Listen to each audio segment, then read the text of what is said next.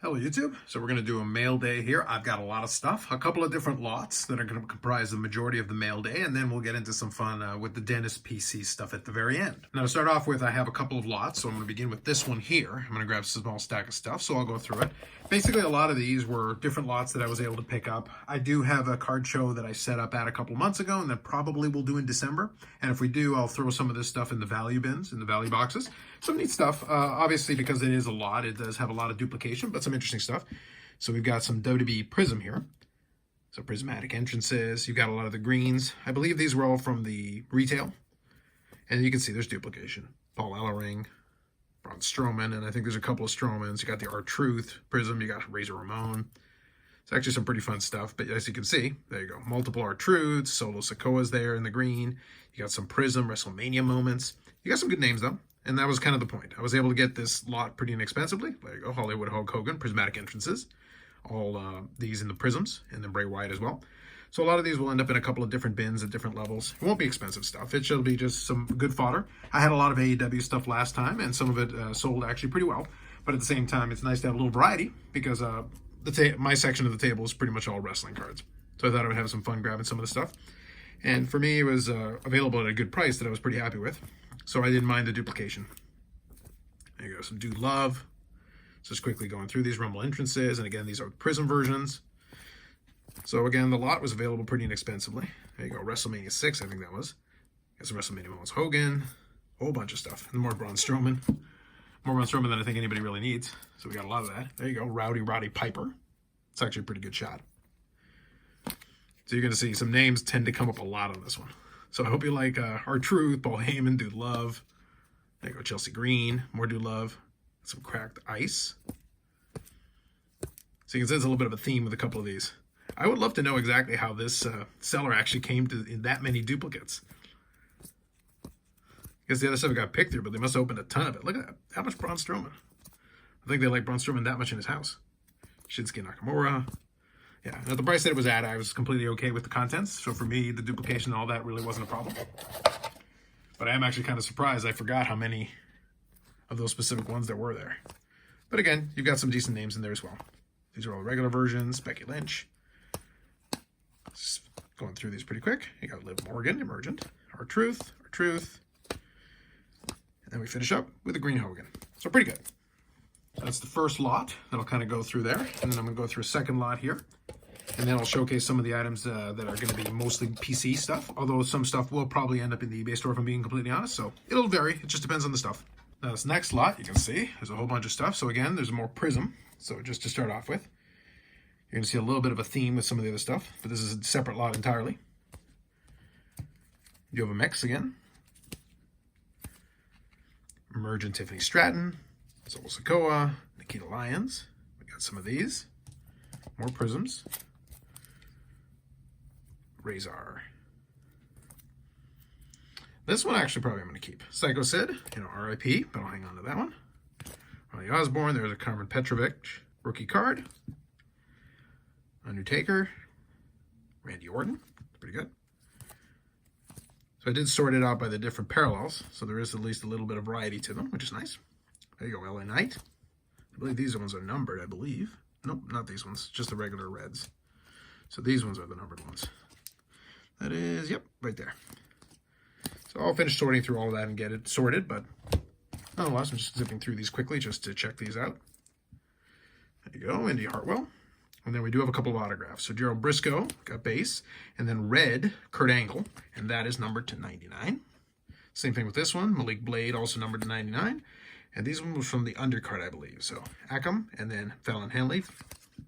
And then I also grabbed some Immaculate. So we got Liv Morgan there. These are actually pretty inexpensive, all things considered. So you got Immaculate, Becky Lynch. And then this one's a nice one. So you got Rhea Ripley, Immaculate. I think this is the Moments. Immaculate Moments. That's pretty nice. Numbered to 99. Now, in case you're curious, the intention, like I said, with a lot of this stuff is going to be a combination of different things. So if I do set up at the show, some of the stuff will end up in the showcase, and it'll be something nice to at least draw people to take a closer look at it. And again, there'll be some value boxes and such. So a lot of this stuff, honestly, is going to end up in that. But I thought it would be nice to have a little bit of variety just to give a little bit of a different look. Now, with that done, we'll get into some of the AEW stuff. Again, some of this stuff I'm still going to work out exactly what I want to do, but I was able to find it at a price that I was happy with, so I decided to go grab it. So this is from the new Upper Deck flagship here. We got the Harley Cameron. So technically, I guess, if you want to say so, it's kind of a rookie year card for her. And that is the UD Exclusives, number 100. A little bit tougher card. Then we got a Soraya in the high gloss. So that number 10. And if I see stuff like that and I think it's fairly priced, I say, why not?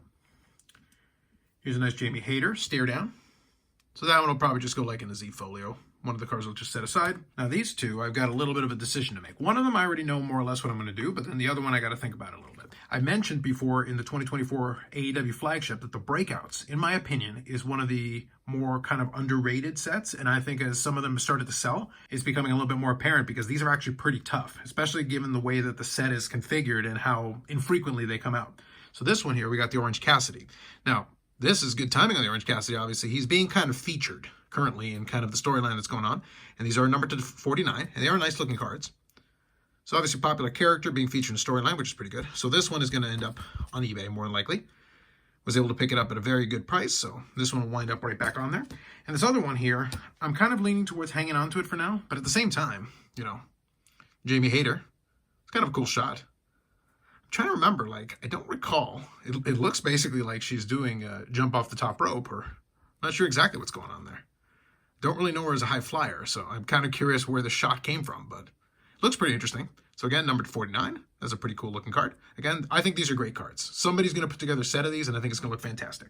That Jamie Hayter, though, is one that I'm kind of borderline on. I'm trying to decide if that one stays in the PC or if that one maybe gets made available. So we're going to see. I'm open to considering different options on it, but for now, I'll hang on to it, but I'm going to give it some thought. The Orange Cassidy, though, will more than likely wind up on eBay, and link will be in the description for that if you're curious. Now, for the rest of the mail day, I'll finish off with a bunch of different Britt Baker cards. I'm trying to ship away now. Since we got the 2024, I'm trying to get those ones, the different singles, and I was able to make some really good progress and pick up some nice cards. So first one, this one is the retail version, I think. So this is the Gold Access. These are actually pretty tough in terms of odds. Some of these are kind of sneaky as far as I think these came in the blasters, if memory serves me, and they are actually pretty tough to pull. So we got the Total Access there. Then Heroes and Heroines, also in the yellow. Another one off that list. Now we've got a few numbered Brit cards. First one is the Steel Cage. So again, 2024 flagship. Focus seems to be a bit of a challenge today. So there's number 249. It's got a little bit of shine going to it. Steel Cage parallel. Then we've got the Dynamite parallel, also numbered. This one's numbered 249. 149. Dynamite. Then the UD Exclusives. So you can see I was able to make pretty good progress in terms of the different parallels of the base.